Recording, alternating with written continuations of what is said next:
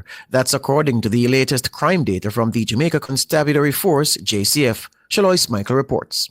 Up to August 16, 422 homicides had been committed across the island. That's 318 fewer than the 740 murders recorded in the corresponding period last year. The JCF says St. Andrews South remains a hot spot, leading the country's murder tally with 50. The division recorded 51 fewer murders than the 87 committed in the period last year.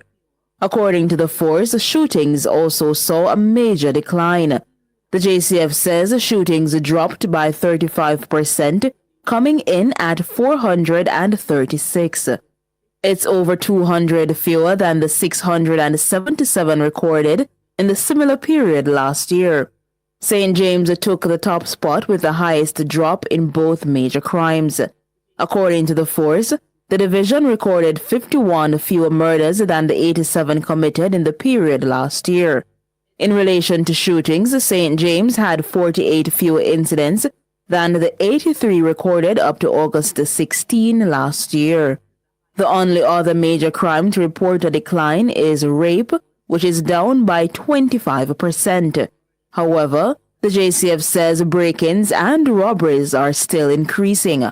Both major crimes rose by 26% and 9% respectively up to August 16. Shalois Michael for Nationwide News. Thank you, Shaloy. JLP campaign chairman Dr. Chris Tufton says there is a real difference between how both the JLP and the PNP tackle the issue of violent crime. According to Dr. Tufton, the PNP preoccupies itself with making grandiose statements about fighting crime, while the JLP is the party that can show tangible results from its efforts to tame the crime monster. He made the comment while reacting to claims from the opposition spokesman on national security, Peter Bunting, that the Holness administration is guilty of promoting a warrior mentality among members of the security forces. This is what Bunting said. There's a fundamental difference in the approach of the People's National Party to the existing administration. If I were to characterize the difference, I would say it's the militarization or the warrior mentality of the security forces that this government promotes versus the guardian mentality that the PNP promotes. Peter Bunting speaking recently at the PNP's manifesto launch. But Dr. Tufton says Jamaicans must not be fooled by the words of a man who appeared overwhelmed and out of ideas when he was in charge of the country's national security. He says Peter Bunting's main problem is that the PNP's record on fighting crime is so abysmal. What dawned on me in this parish is the way the Jamaica Labour Party crime plan has effectively brought crime down in the parish of Clarendon. To date, murders are down some 55%. It's very interesting to note that Peter Bunting, a former Minister of National Security, tried to compare the PNP's crime strategy with the JLP strategy, stating that there is a fundamental difference. You know, traveling this parish and this constituency, this part of Northern Clarendon, I have to say that there is a fundamental difference. The difference is that they talk, and in some instances, in his case, depend on divine intervention without action, while we act. We have acted and we have brought crime down. Dr. Chris Tufton speaking on Tuesday on a tour of Northwest Clarendon alongside the JLP's candidate Warren Newby. The Planning Institute of Jamaica PIOJ is anticipating a boost in growth in the July to September quarter due to improvements in key industries alongside general election activity. PIOJ Director General Dr. Wayne Henry says mining is set to pick up in the quarter after having suffered serious setbacks over the last year. Preliminary data on the mining and quarrying industry for July 2025 showed that alumina production increased by 18.3%. The performance was largely due to the recovery as the industry was adversely impacted by Hurricane Beryl, which damaged the port at Rocky Point, causing a temporary halt to production and export activity. 4, strengthening of domestic demand associated with higher levels of employment, improved business and consumer confidence, and the traditional bump in spending during periods of intense election campaigning. The mining and quarrying sector declined by 3.5% for the quarter ending in June compared to the corresponding period in 2024. Overall, the economy is anticipated to have grown by 1.4% for the second quarter, despite the downturn in mining. While the tourism sector recorded an increase of 2.5% for the period, the PIOJ expects a better turnout for the third quarter due to an increase in stopover visitors. Overall, based on preliminary data, the PIOJ expects GDP to increase in the July to September quarter by between 2 and 3%.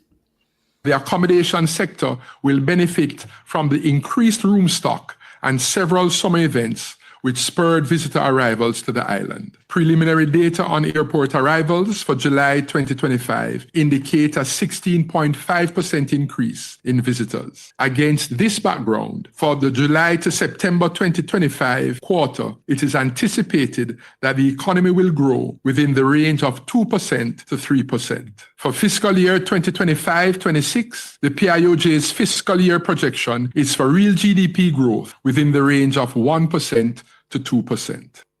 Dr. Wayne Henry, Director General of the PIOJ, he was speaking at a quarterly media briefing on Tuesday. Prime Minister and the JLP leader Dr. Andrew Holness says South Manchester is a priority for the party going into the September 3 general election. The JLP candidate in the seat is Ian Ives. He's set to battle the PNP's Peter Bunting. Dr. Holness told supporters in Poros on Tuesday that the JLP wants to retain the seat.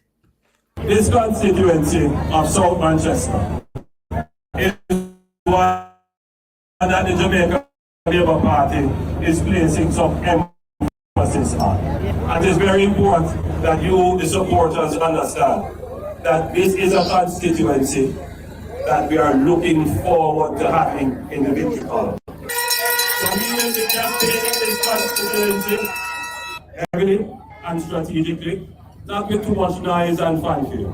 Ultimately, we want to get to the voters. We want to talk to the voters directly. And I'm certain that our message is a better message.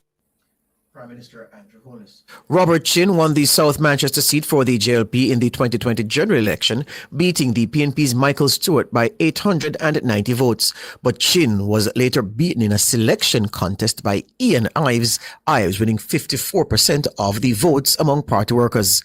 Central Manchester is a seat the PNP held from 1989, but Peter Bunting was booted from the seat in 2020, losing to the JLP's Rhoda Moy Crawford, a newcomer to representational politics. Dr. Holness says if the JLP candidate is re-elected, the party will help to resolve water woes affecting several communities in Manchester. Water is a big challenge, and we have looked at the problem and we have come up with some solution. And already we have started to put in place some water systems. And Mr. Ives would have seen that those systems are working and providing water. In our next term, we will be focusing heavily on bringing water to those communities that now don't have water, and in particular, the communities in Manchester. Prime Minister Dr. Andrew Holness. The Jamaica First Movement, JFM, in alliance with the Jamaica Progressive Party, JPP, is appealing to Jamaicans at home and abroad to contribute to its election campaign. This as the combined movement presses forward with its mission to build a new Jamaica.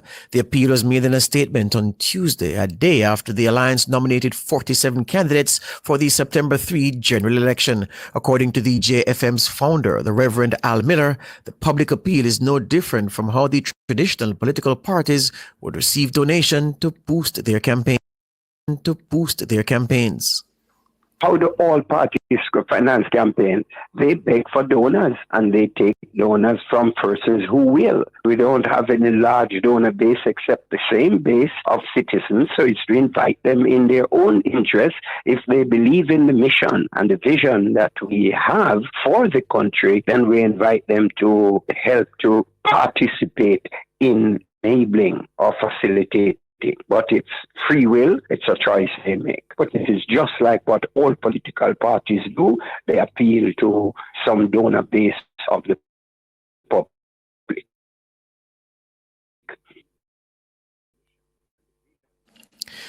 The JFM-JPP Alliance is seeking support from 100,000 patriots. The party says the contribution is to spread what it describes as a message of hope and a transformation across the country. The JFM-JPP has provided bank account details at Scotiabank, Oxford Road and NCB Halfway Tree to facilitate contributions. JPP is the fourth registered political party set to contest the September 3 general election. It joined forces with the JFM earlier this month. Reverend Miller says his party's momentum remains strong as it seeks to present itself as a viable alternative to the country's two established political powers. The mission is what is important. And the mission is about this new Jamaica and creating a vehicle for that body of people who have disassociated for different reasons from the electoral process to say to them, come on, re-engage. We understand the frustrations that has caused it, but here is an opportunity to re-engage because we are talking about building the new Jamaica on a platform of unity, seeking the best hearts and minds in the nation to serve the nation for 1 5-year term. The Reverend Al Miller, founder of the Jamaica First Movement, a political party which has formed an alliance with the Jamaica People's Progressive Party. The new president of the Jamaica Teachers Association, JTA, is urging the Education Ministry to engage the group more as it goes about implementing the recommendations of the Professor Orlando Patterson-chaired Jamaica Education Transformation Commission report. Mark Malaver issued the call while delivering his first speech as president at the investiture ceremony of the JTA's 61st annual conference on Monday. In the field of educational leadership, we often speak about what is known as a guiding coalition. In our context, that coalition would comprise of teachers, middle managers, and administrators. But herein lies the problem. This guiding coalition was never really engaged. We were not consulted in any meaningful way. They were simply told what the plan was. The Ministry of Education needs to listen more. They need to consult more. They need to be more inclusive in order to ignite and initiate and sustain transformation. Without that, colleagues, then the Patterson report risks becoming just another forgotten document, shelved and ignored while the education system continues to suffer. The report, often referred to simply as the Patterson Report, was launched in 2021. The Education Transformation Oversight Committee has been charged with monitoring the implementation of its 136 recommendations. Malaver says the report reflects the reality teachers face in what he describes as an apartheid-like education system.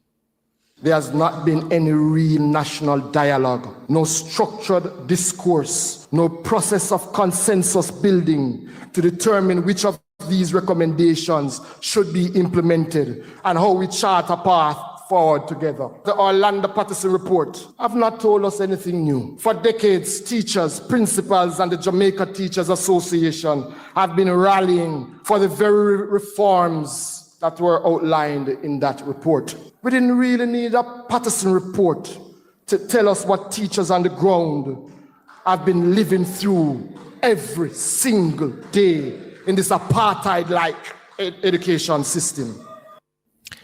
Mark Malaver, JTA president. And the JTA president says he's unhappy with the way the island's schools are funded. Since Trend's launch in 2021, the annual national education budget has seen no significant increase. Certainly nothing approaching 23 billion. More troubling is the fact that year after year, the Ministry of Education has returned unspent billions of dollars to the consolidated fund. We frequently proclaim our commitment to educational transformation, yet when one scrutinizes the structural and fiscal underpinnings required to effect change, one is left questioning the sincerity of that commitment. Mark Malaver, president of the Jamaica Teachers Association. Overseas news now. M23 rebels killed at least 140 people in the Eastern Democratic Republic of Congo in July. This is despite a peace process brokered by the US and Qatar to end the conflict in the region. Fighting between government troops and the M23 escalated in January when the rebels captured large parts of the mineral-rich East, including the regional capital, Goma. Human Rights Watch says it's one of the worst atrocities by the armed group since its resurgence in late 2021. That's the news.